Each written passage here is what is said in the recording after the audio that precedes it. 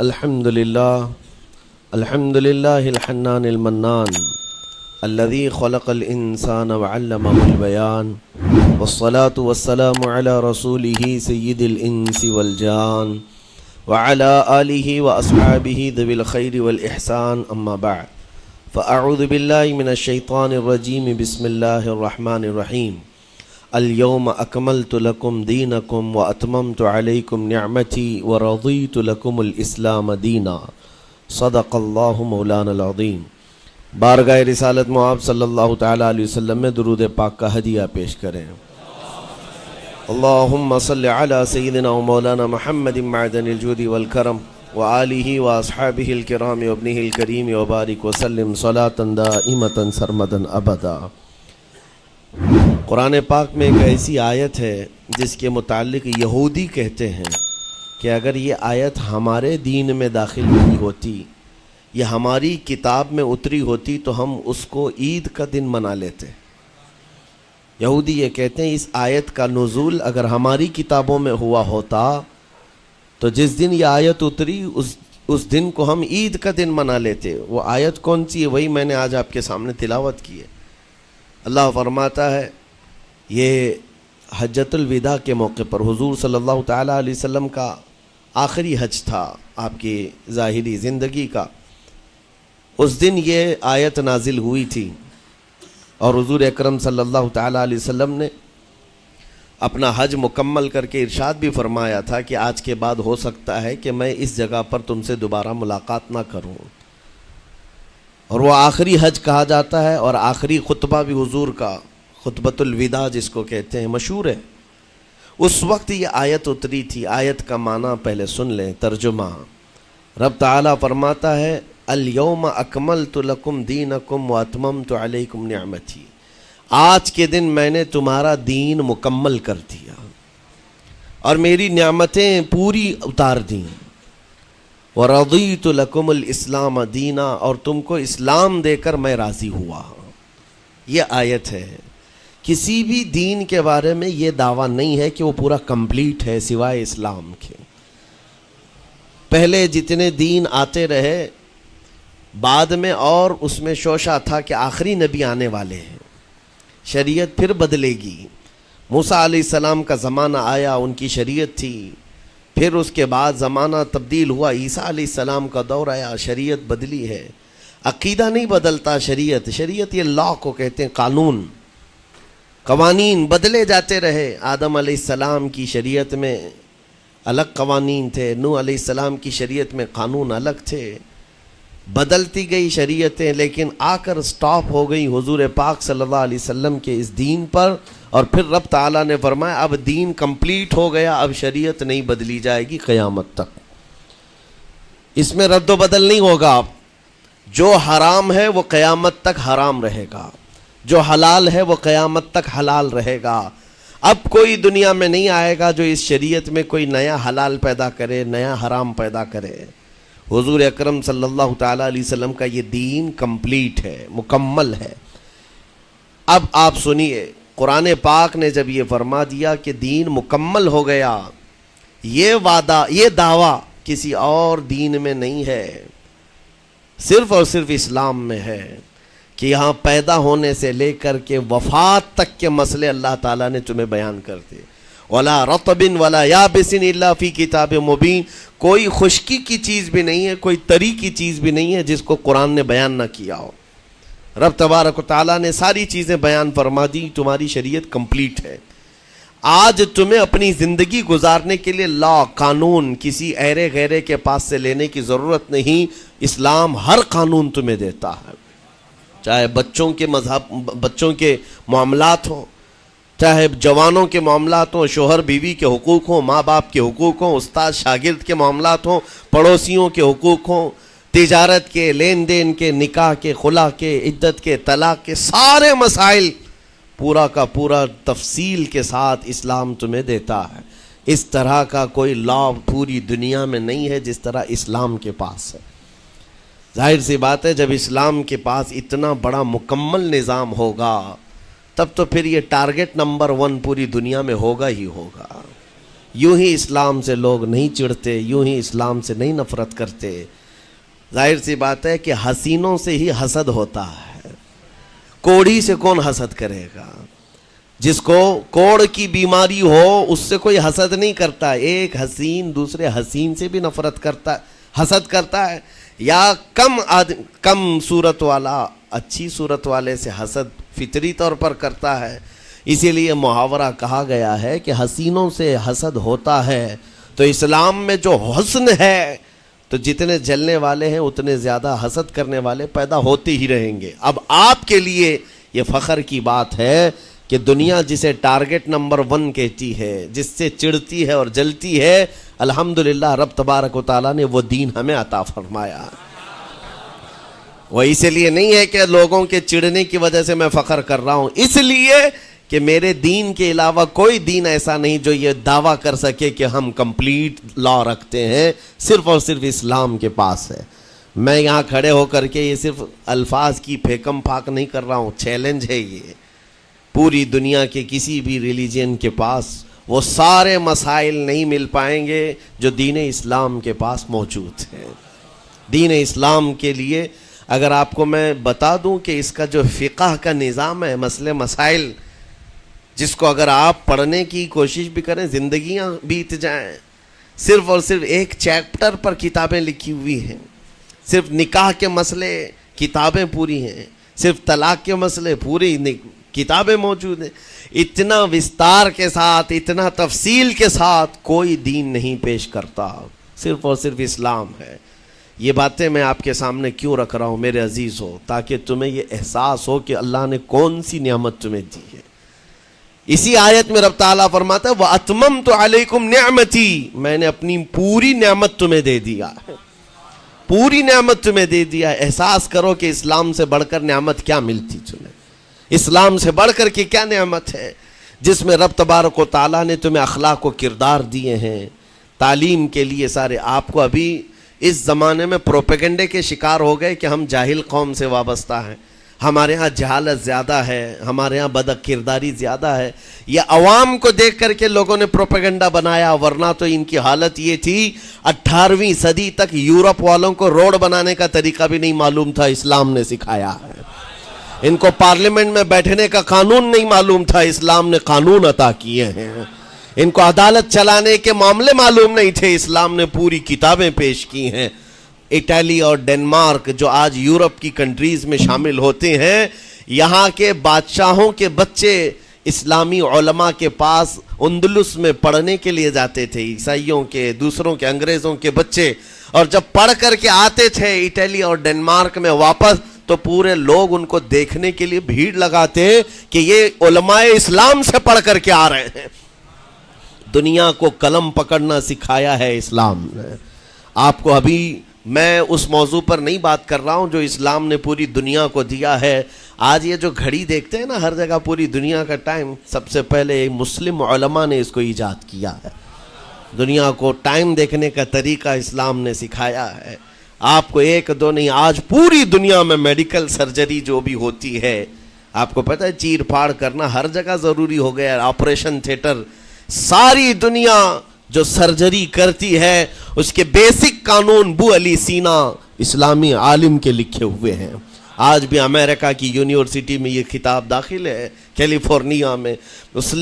اسلامی علماء نے جو پوری دنیا کو دیا ہے وہ ایک الگ ٹاپک ہے، وہ اس کی ترقی اور عروج کا وقت تھا۔ اسپین میں کیمسٹری میں سب سے پہلے ایجاد کرنے والے علماء موجود ہیں، جابر بن حیان ہیں، جو الجبرا پوری دنیا کو دیا ہے۔ آج ہر یونیورسٹی، ہر کالج میں الجبرا کا سبجیکٹ ہوتا ہے۔ کس نے لکھا ہے؟ دنیا کو چلنے کا سلیقہ اسلام نے سکھایا ہے، بولنے کا طریقہ اسلام نے سکھایا ہے۔ سیاست کے معاملات آپ کو پتہ ہے، پہلے کے دور کی سیاست یہ تھی جو بادشاہ بن گیا اس کا راج ہے، اس کا قانون ہے، اور رات کو خواب میں کوئی چیز دیکھے تو صبح قانون بنا دے گا۔ بادشاہوں کا مزاج ہے، خواب میں کوئی چیز نظر آ گئی صبح وہ قانون بن گئی۔ تو یہ تو سلسلہ چلتا تھا پوری دنیا میں، اور آج بھی دنیا اس بات کی قرضدار ہے کہ حقیقت میں سیاست کسی نے سکھائی ہے تو وہ عمر ابن خطاب کی سیاست ہے۔ صدیق اکبر کی سیاست ہے۔ خلفائے راشدین نے جو حکومت و سیادت کر کے دنیا کو دکھایا ہے اس کی مثال کوئی پیش نہیں کر سکتا۔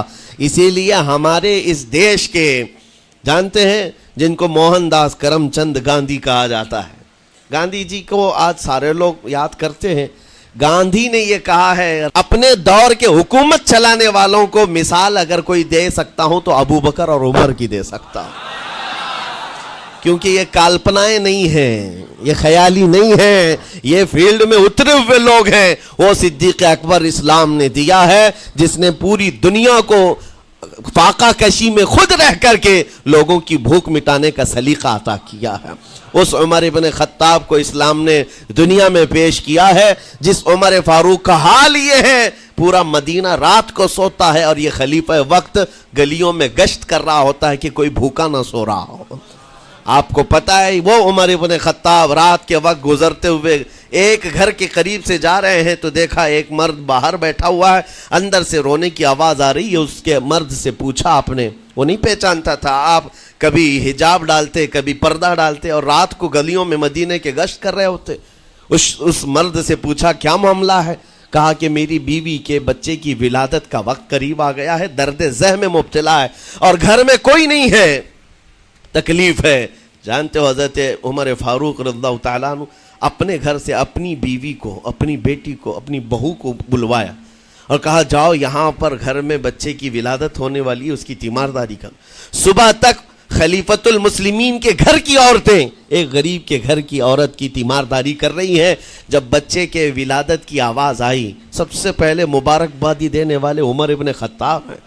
اس سے کہتے بھائی تمہیں مبارک ہو، اللہ نے بیٹا عطا فرمایا۔ وہ خوش و خرم ہے کہ میرا کوئی رشتہ دار نہیں ہے، اجنبی رات کو آیا ہے اور مجھے مبارکبادی بھی دیا، میرے گھر کے سارے کام کاج بھی اٹھا لیا اور اپنی پیٹھ پر گھر سے بوریا لا کر کے آٹے اور راشن کا اس گھر میں پہنچایا اور کہا خوش و خرم رہو، اللہ نے تمہارے گھر میں برکت دی ہے۔ صبح اٹھ کر کے وہ لوگوں کو بتا رہا ہے اللہ نے رات کو ایک عجیب فرشتہ بھیجا، میرے گھر میں اکیلی عورت تھی، درد ذہ میں مبتلا تھی، 3 عورتیں بھی آئی اور ایک مرد بھی آیا، رات بھر میرے ساتھ بیٹھا رہا، مجھے کھلایا پلایا بھی، میرے گھر کی تیمارداری بھی کر کے گیا۔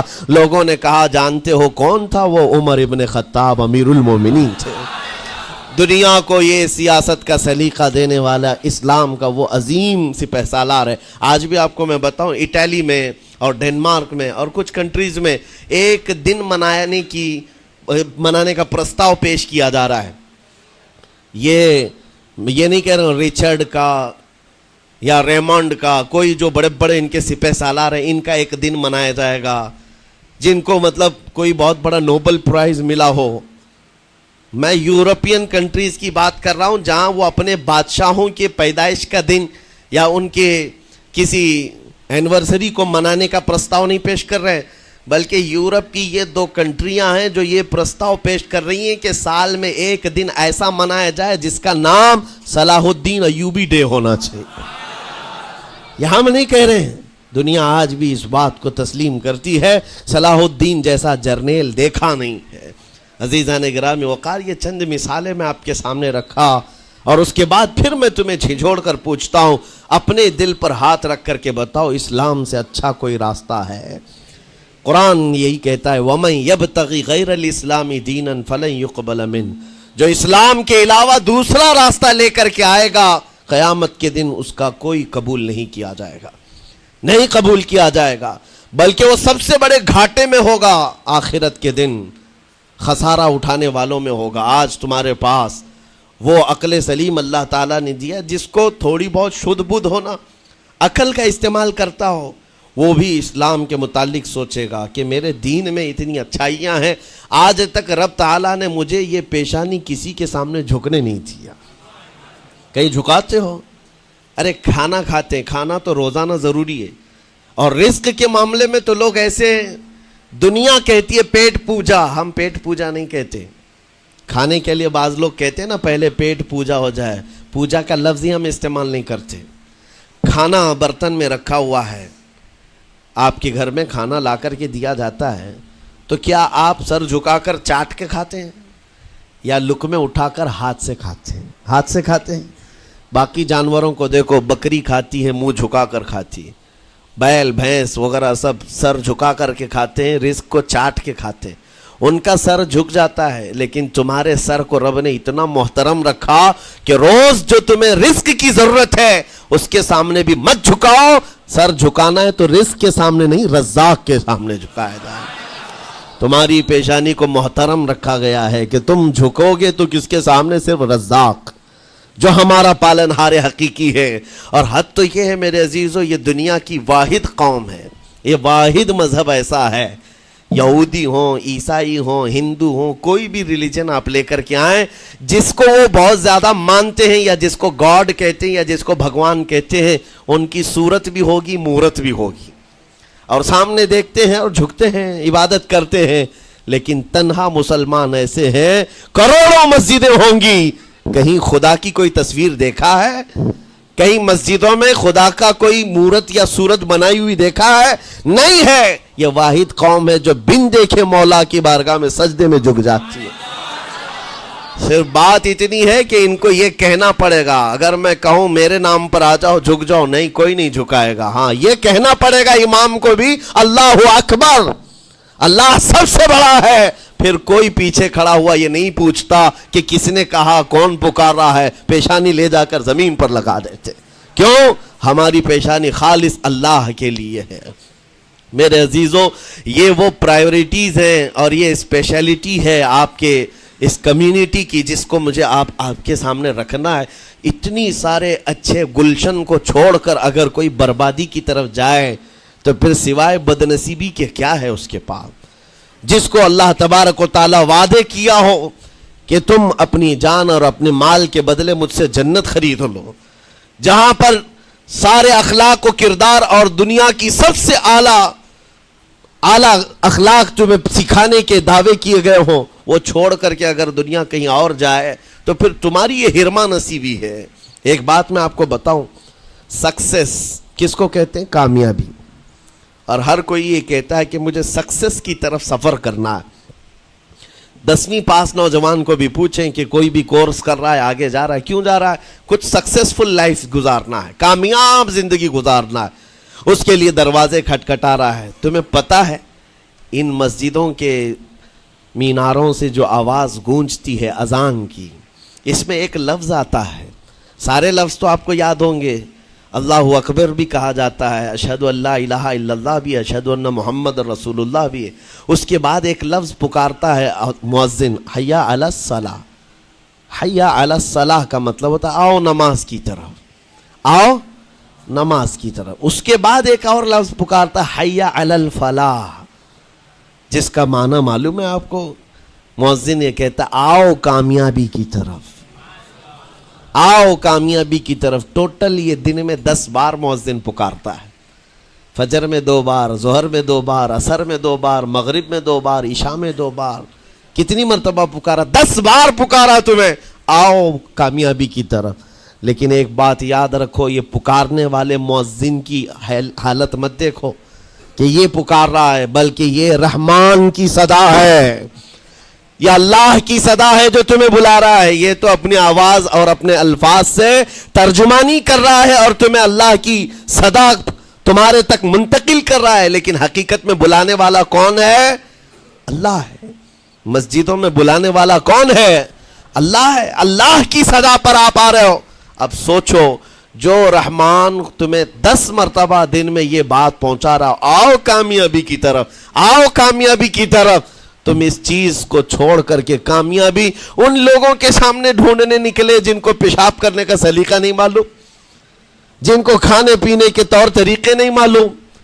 ان لوگوں کے پاس ہمارے بچے اگر کامیابی ڈھونڈیں گے تو بات یہی ہے، ٹوپی کو سر پر پہنو تو اچھا لگے گا، لیکن دوسری جگہ پہننے لگو تو بیوقوف کہیں گے، ظلم کر رہے ہو ٹوپی کے ساتھ. اسی طرح میں کہتا ہوں مسلمان کو اللہ کی بارگاہ میں آ جانا سب سے بڑی کامیابی ہے، اور اگر دوسروں کے ہاں در در بھٹکتا ہے تو گویا کہ اس نے اپنی حیثیت کو ہی گرا دیا ہے. اسی لیے اقبال نے کیا کہا تھا، بہت اچھی بات، کہ وہ ایک سجدہ جسے تو گراں سمجھتا ہے. گراں کا مطلب کیا؟ بھاری. ایک سجدہ کرنے میں تو بھاری پن محسوس کرتا ہے، وہ ایک سجدہ جسے تو گراں سمجھتا ہے، ارے 1000 سجدوں سے دیتا ہے آدمی کو نجات۔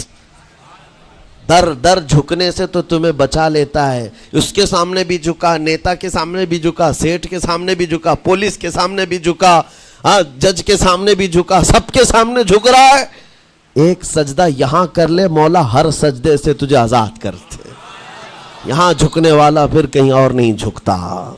ہاں اسی لیے شاعر نے کہا ہے، مرد حق باطل کے آگے مات کھا سکتا نہیں، سر کٹا سکتا ہے لیکن سر جھکا سکتا نہیں۔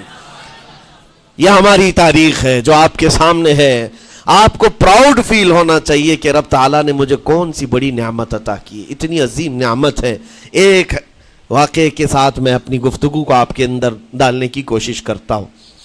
حضور پاک صلی اللہ تعالیٰ علیہ وسلم کے دین کی حلاوت اور چاشنی کس کو ملے گی؟ پتہ ہے 3 چیزیں جو ایمان کی لذت جس کو ملتی ہے وہ پھر دوسری جگہ نہیں منہ مارتا، ادھر ادھر نہیں دیکھتا کہ کہاں کامیابی ہے، کہاں سکسیسفل ہے، بلکہ جس کو ایمان کی لذت ملی ہے وہ یہ سوچتا ہے کامیابی میرے نبی کے قدموں میں ہے، مجھے جو ملنا ہے وہ یہیں سے ملنا ہے۔ بریلی کے امام کہتے تھے، یا رسول اللہ خلق کے حاکم ہو تم، رزق کے قاسم ہو تم، جو ملا تم سے ملا تم پہ کروڑوں درود، اور تم ہو حفیظ و مغیث، یا رسول اللہ تم ہو حفیظ و مغیث، کیا ہے وہ دشمن خبیث، تم ہو تو پھر خوف کیا، تم پہ کروڑوں درود۔ یہ ایمان کی لذت جسے مل جاتی ہے وہ کامیابی حضور کے قدموں میں ہی دیکھتا ہے، پھر اسے ادھر ادھر کی چیزیں نہیں پریشان کرتی۔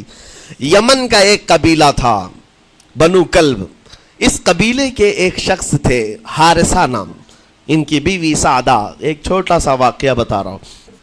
حارثہ اور سعدہ چھوٹا سا خاندان تھا، 3 بچے تھے۔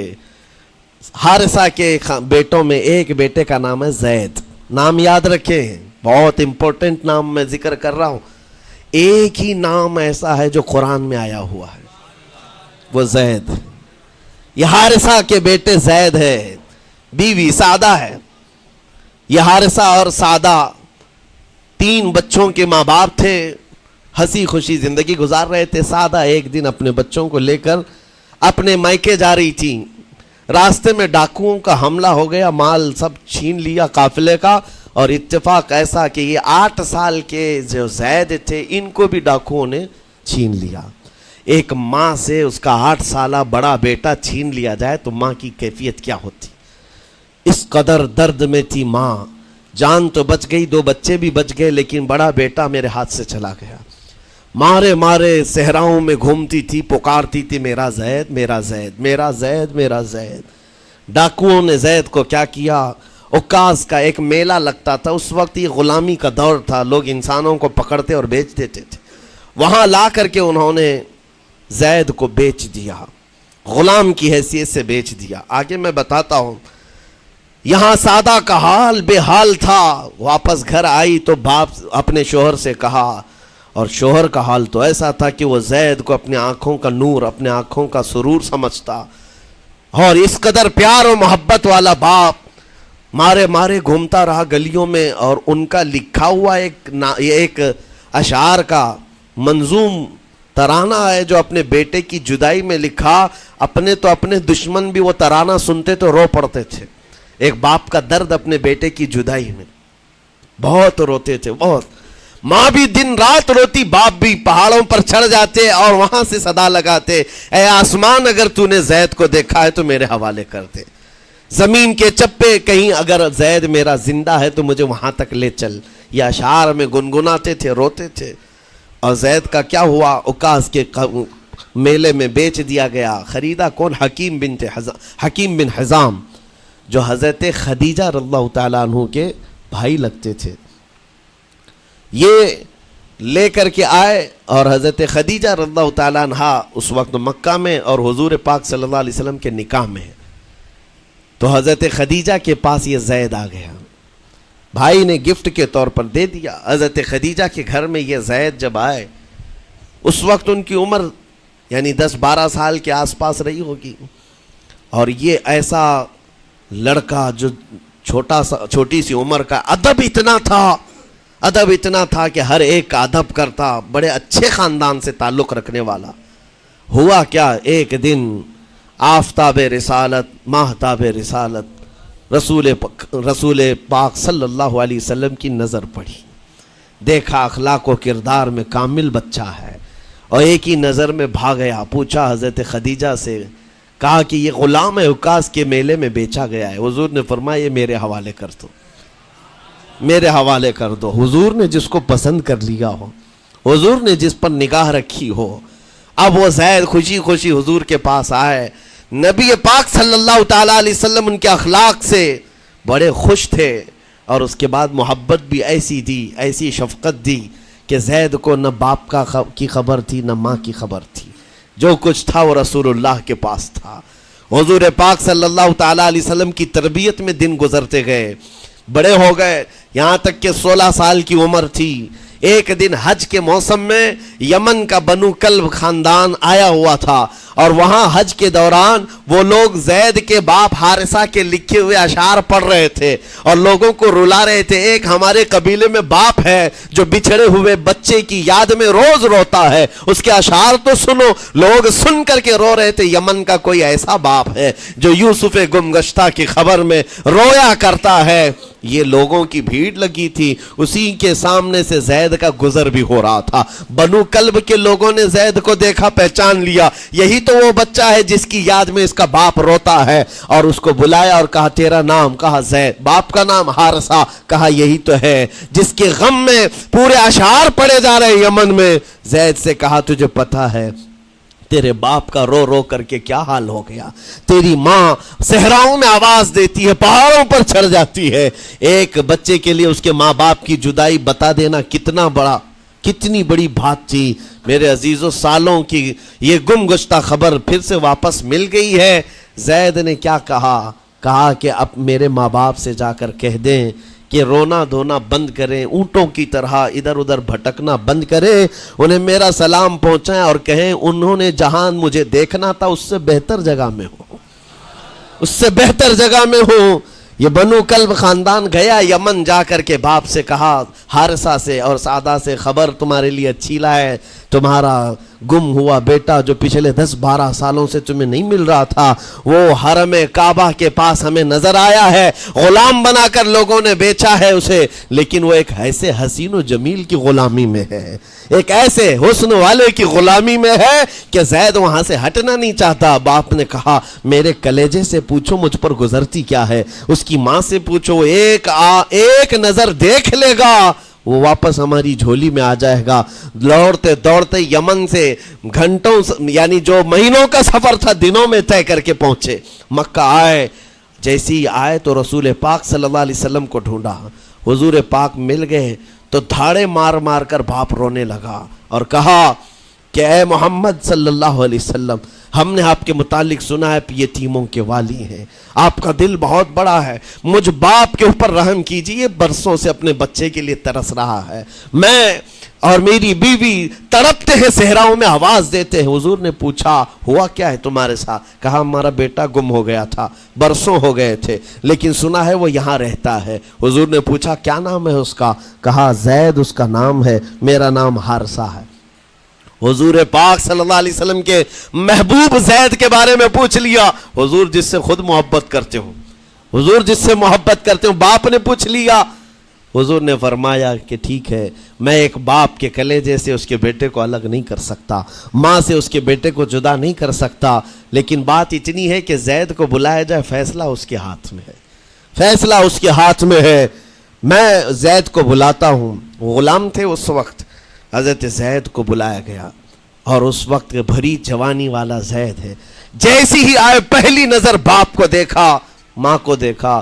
ماں باپ تو چیخ پڑے ہمارا زید مل گیا، ہمارا زید مل گیا.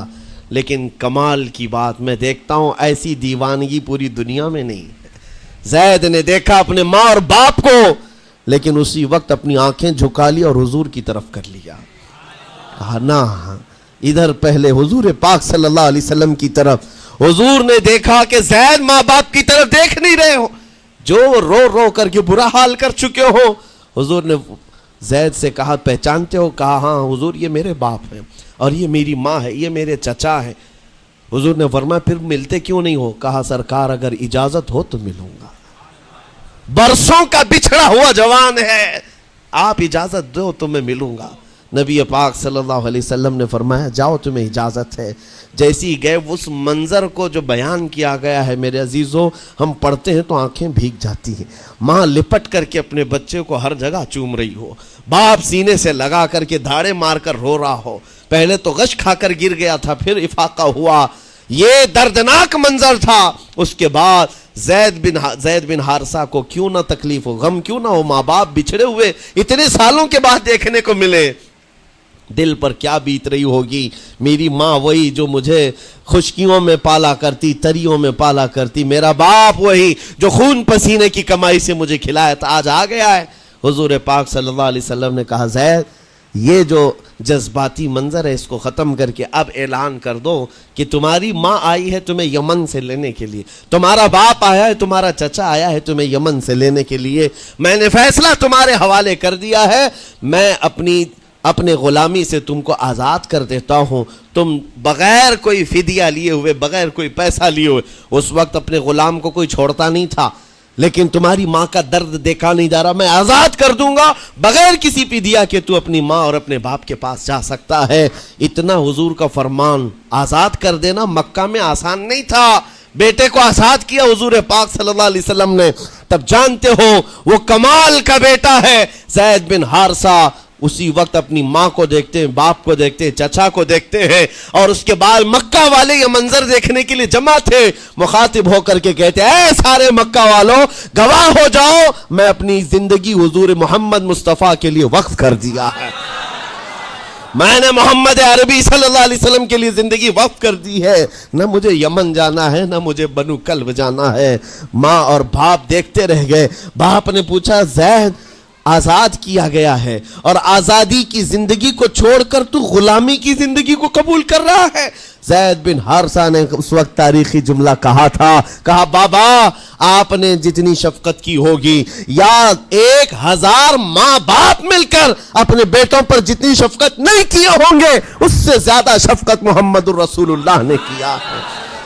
میں 1000 آزادیوں پر اس ایک غلامی کو، میں 1000 آزادیوں کو قربان کرتا ہوں اس ایک غلامی پر، میرے لیے زندگی بھر یہ غلامی کافی ہے۔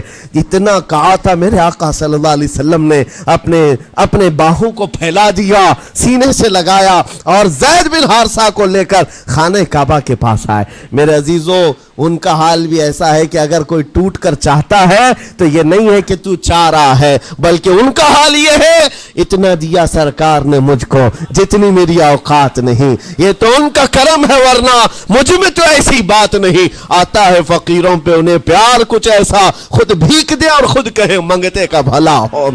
حضور اکرم صلی اللہ علیہ وسلم زید بن حارثہ کو پکڑتے ہیں، خانہ کعبہ کے پاس لے آتے ہیں، ہجوم جمع تھا، مکہ والے سب کھڑے تھے، تب نبی پاک صلی اللہ علیہ وسلم اعلان کر کے کہتے ہیں اے مکہ والوں سن لو، آج سے زید کو میں نے آزاد کیا ہے، اور صرف آزاد نہیں، آج سے یہ میرا وارث ہے اور میں اس کا وارث ہوں، یہ میرا بیٹا ہے۔ حضور نے تنہا ایک ہی صحابی کے لیے کہا یہ میرا بیٹا ہے۔ اور اس کے بعد زید بن حارثہ کو لوگ جو مکہ میں پکارتے تھے زید بن محمد کہتے تھے، محمد کا بیٹا زید، رسول پاک صلی اللہ علیہ وسلم کے بیٹا ہونے کا شرف پایا ہے۔ میرے عزیزوں یہ جنہوں نے حضور صلی اللہ تعالی علیہ وسلم کے دربار کا ایک بار مزہ چکھ لیا تو وہ پھر یوں ہی کہتا ہے پھر کے گلی گلی تباہ، ٹھوکریں سب کی کھائی کیوں، دل کو جو عقل دے خدا تیری گلی سے جائے کیوں۔ حضور پاک کی گلی میں جو ایک بار مزہ لے لے وہ پھر دنیا کی ٹھوکریں نہیں کھاتا۔ اسی لیے آج تم سب کے لیے میرے عزیزو ایک ہی فرمان میرے آقا صلی اللہ تعالیٰ علیہ وسلم کا سنا کر رخصت ہوتا ہوں۔ ایمان کی حلاوت اس کو ملتی ہے جو اپنی زندگی میں سب سے زیادہ اللہ اور اس کے رسول سے محبت کرتا ہے، اللہ اس کے رسول سے محبت کرتا ہے۔ اور دوسری چیز یہ بھی ہے کفر میں جانے کو ایسا ناپسند کرتا ہو جیسے آگ میں ہاتھ ڈالنے کو ناپسند کرتا ہے۔ کفار و مشرکین کے میلے آج لگ رہے ہوں گے لیکن تمہارا امتحان ہوگا، 31 نائٹ آنے والی ہے، یہ آزمائش کی رات ہے، لوگوں کو دیکھا جائے گا کہ تم کون سی عیاشیوں میں جاؤ گے؟ تم اس رات کو کیا دنیا داروں کو دیکھ کر ان کے پیچھے بھاگ جاؤ گے؟ ایک بات یاد رکھو، شیروں کو جس کام کے لیے پیدا کیا گیا اسی کام پہ رہنا چاہیے، اور شیر اگر اپنا کام بھول جاتا ہے تو کتے اس کے اوپر لگ جاتے ہیں۔ تمہارا کام کتوں کی طرح بھونکنا نہیں ہے، تمہارا کام شیروں کی طرح دہاڑنا ہے۔ میرے عزیز محمد عربی صلی اللہ علیہ وسلم کے وہ شیر جو گٹر اور نالی کے لیے نہیں پیدا کیے گئے، اعلیٰ اخلاق و کردار کے لیے پیدا کیے۔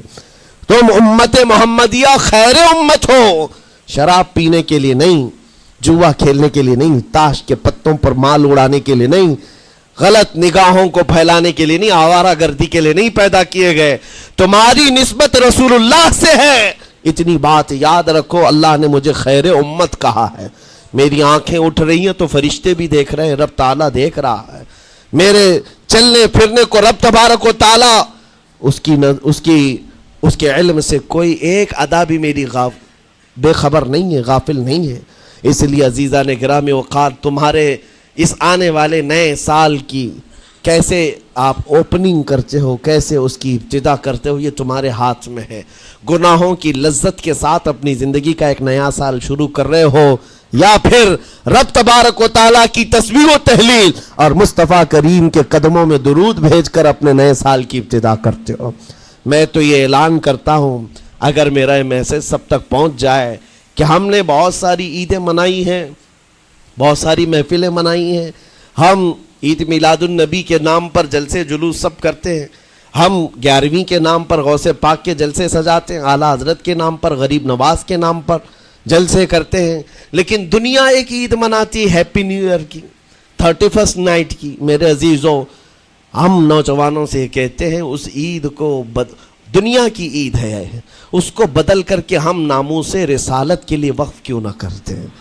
ہم بھی اپنی مسجدوں میں رات کو آ جائیں، ساری مسجدیں یہ سال کے اختتام کے وقت کھل جائیں عشاء کے بعد، اور ہر مسجد اس بات کا خیال کرے کہ ہمارا وہ نوجوان آج کہیں عیاشی پر نہ جائے، اپنے سال کی اختتام اور ابتدا ہو رہی ہو، یہ ہم کو پتہ نہیں، ابھی تو ہم بیٹھے ہیں، اگلے سال تک ہم رہیں گے کہ نہیں رہیں معلوم نہیں، یہ تو دسمبر کا لاسٹ چل رہا ہے، لیکن یہ ہمیں پتہ نہیں 1 جنوری دیکھ سکتے ہیں کہ نہیں دیکھ سکتے، ہم میں سے کسی کو علم نہیں ہے۔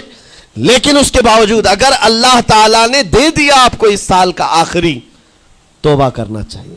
اے رب ذوالجلال، یہ پورا سال میرا جو بدکاریاں ہوئی ہیں، مجھ سے جو خرابیاں ہوئی ہیں، مجھ سے جو گناہ ہوئے ہیں، معاف کر دے۔ تو ایک نیا سال میری زندگی میں کھول رہا ہے، مولا پچھلے سال جو مجھ سے گناہ ہوئے، اس سال وہ گناہ نہ ہو، میں تیرے دربار میں پناہ مانگتا ہوں، تیرے دربار کی پناہ مانگتا ہوں ان تمام شیاطین کے شر و فساد سے جنہوں نے مجھے بدکار بنانے کی کوششیں کی ہیں۔ اگر اس رات تمہاری دعا قبول ہو گئی تو انشاءاللہ 2024 ہمارا ہے۔ لوگ آج بہت ساری بھوشمانیاں کر رہے ہیں، 2024 ان کا ہے، ان کا ہے، میں کہتا ہوں غلامان مصطفیٰ کا ہے۔ ہاں، سال کی ابتدا اگر حضور پاک کے نام سے کرو، درودوں کی خیرات اور درودوں کی ڈالیاں نچھاور کرو نبی کریم صلی اللہ تعالیٰ علیہ وسلم کی بارگاہ میں، اور اللہ سے مدد مانگو کہ مولا اس سال کی ابتدا ہم تیرے نام سے شروع کر رہے ہیں، انشاءاللہ یقین ہے میرے عزیزوں، جو دروازے بند ہیں وہ کھلیں گے ضرور، اور جو آفتیں آئی ہیں وہ ٹلیں گی ضرور۔ بس بات صرف اتنی ہے، قرآن بھی کہتا ہے، جس کی ترجمانی اقبال کرتا ہے کہ محمد سے وفا تو نے، تو ہم تیرے ہیں، یہ جہاں چیز ہے کیا، اے لوح و قلم تیرے ہیں۔ اللہ کریم کہنے سننے سے زیادہ عمل کی توفیق عطا فرمائے۔ نوجوانوں سے گزارش ہے، آج آپ یہاں پر تو پتہ نہیں ہے کمیٹی والے اس بات کی اجازت دیتے ہیں کہ نہیں دیتے، لیکن 31st نائٹ جو آئے گی، میری گزارش ہے کہ آپ مسجد کو کھلی رکھیں، اس رات یہاں ذکر کی محفل سجائی جائے، کریں گے انشاءاللہ۔ جو جہاں ہے وہ اپنی مسجدوں میں اس بات کا عہد کرے کہ آج ہم ذکر کریں گے، توبہ اور استغفار کریں، اور حضور پر درود پاک کی محفل سجائیں گے۔ اللہ تبارک و تعالیٰ آپ کے اس عزم کو قبول فرمائے۔ مولا کریم ہمیں رسول پاک صلی اللہ علیہ وسلم کے قدموں میں کامیابی ڈھونڈنے کی توفیق دے۔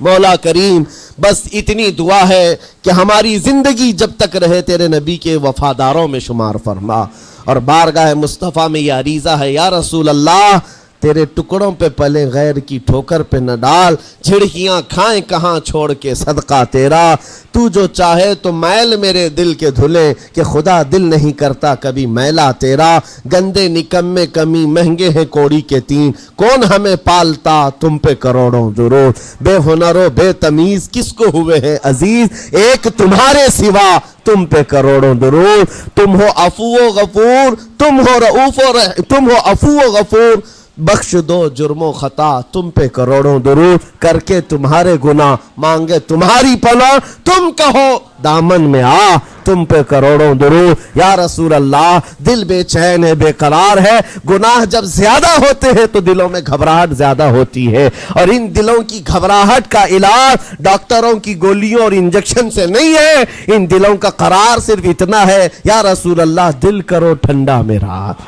وہ کفے پا چاند سا سینے پہ رکھ دو ذرا تم پہ کروڑوں درود، وآخر دعوانا الحمدللہ رب العالمین، السلام۔